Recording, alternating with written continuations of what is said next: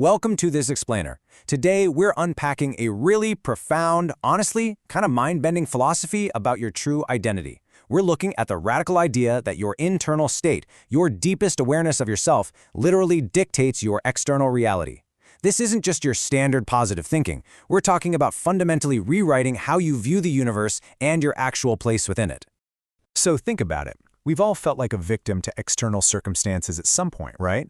But what if every limitation you're facing right now, whether that's illness, poverty, or just a relentless streak of bad luck, isn't happening to you? What if it's actually an arrangement of your own consciousness?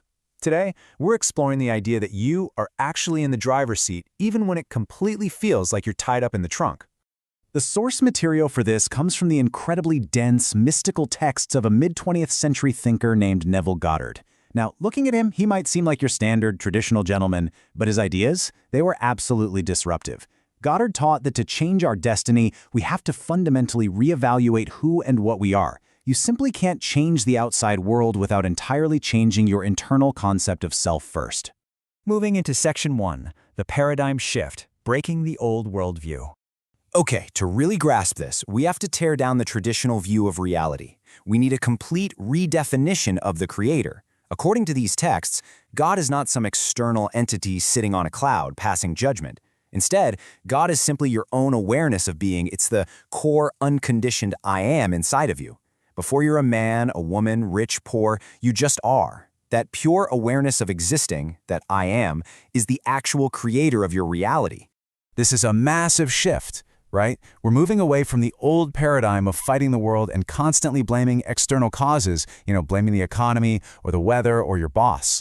We're stepping into a new paradigm where internal consciousness is the only true reality.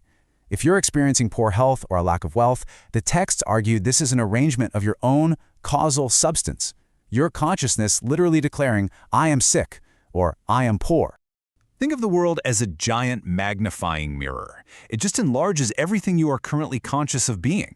If you stand in front of your bathroom mirror and frown, you know you can't reach out and force the reflection to smile. And you definitely can't change the reflection by smashing the mirror either. You have to change yourself, the source. Reality works exactly the same way. Which brings us to a really tough pill to swallow. Don't try to change people. They are only messengers telling you who you are. Yeah, let that sink in. That means your environment, your annoying coworker, your social circle, they're all merely confirming the state of consciousness you're currently dwelling in. They are perfectly reflecting your own internal assumptions right back at you. All right, Section 2, the psychological blueprint, decoding ancient metaphors. Goddard argues something fascinating here. He says ancient texts, specifically the Bible, aren't historical records of things that happened thousands of years ago. Actually, they're deeply psychological blueprints, explaining exactly how reality is born in your own mind. Take the story of Moses and the burning bush. When Moses asks God's name, the answer is, I am that I am, and he's told, I am has sent me to you. Psychologically, this means no being other than your own formless awareness, your I am, can send experiences into your life. Your awareness is the sender of every single event you experience. And then there's the story of the Virgin Mary. In this psychological framework, Mary isn't a historical figure. She's a metaphor for your own consciousness. This metaphor shows us that your awareness can conceive a completely new reality entirely on its own. No physical proof needed, no outside help or logic required. You can give birth to an entirely new destiny just from the seed of a desire. But think about what we usually do with that pure I am awareness. We totally cover it up.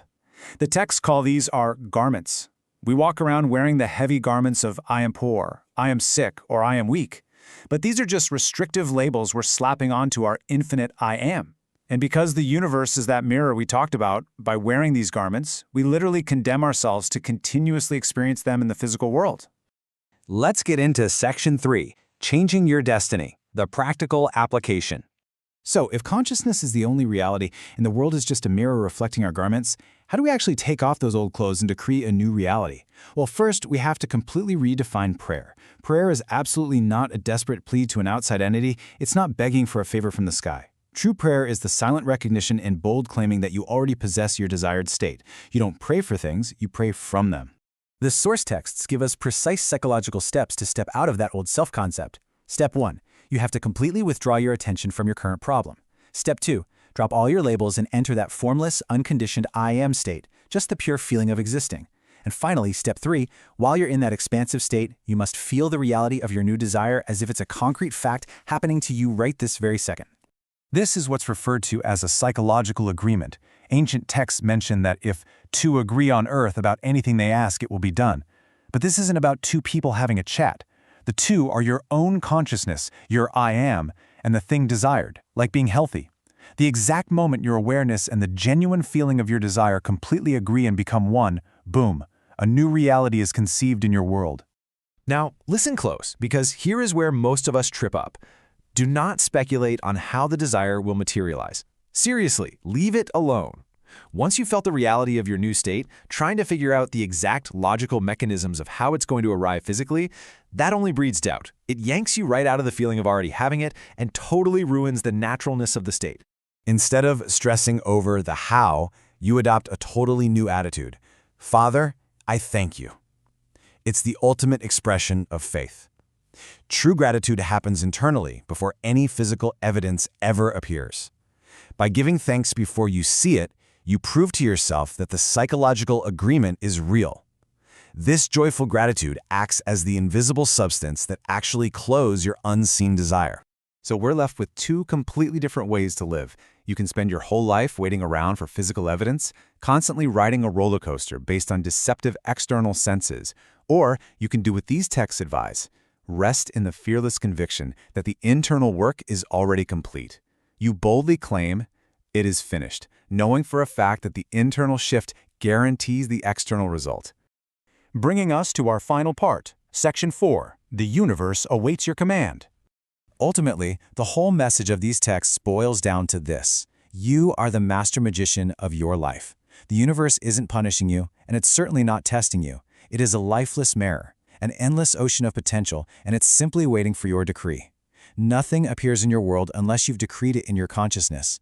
Which leaves us with one eternal question, a question life is asking you right now in this exact moment. But who do you say I am? It's not historical. It is a present tense challenge. You hold the power right now. So what limiting garments are you going to shed today, and who will you claim to be? Think about it. The mirror is waiting for your reflection. Thanks for joining me for this explainer. Catch you next time.